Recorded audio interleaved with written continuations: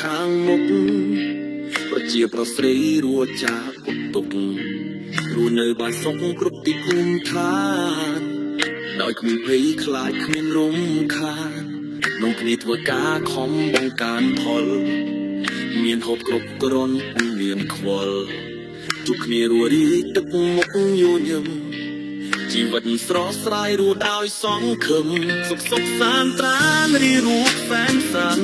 ជារូបរួមគ្នាសាងស្រុកឲ្យបានចម្រើនជឿនលឿនសប្បាយសម្បូរមានស៊ីវិល័យរស់ដោយថ្លៃថ្នូរ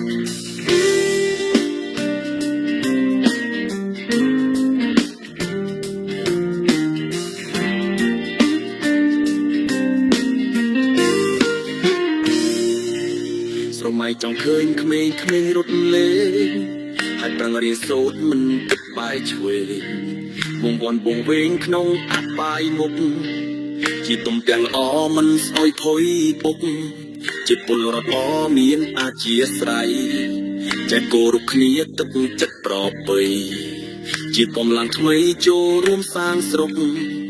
កាន់តែការឈានឡើងទៅមុខសុខសុខសាន្តត្រានរីរូបសែនសាន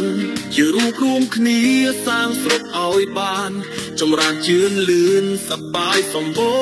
រមានស៊ីវិល័យរស់ដោយថ្លៃថ្នូរ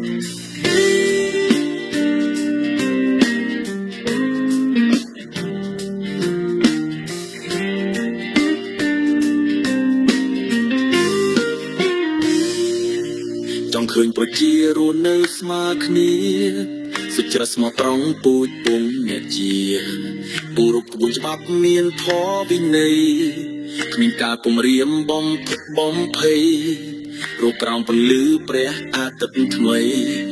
ជាម្ចាស់ស្រុកមានសួស្ដីមានសេរីរូបរួមសាមគ្គីមិនបែកប្រេះឆាក៏សាងរដ្ឋាឲ្យបានខ្លាំងក្លា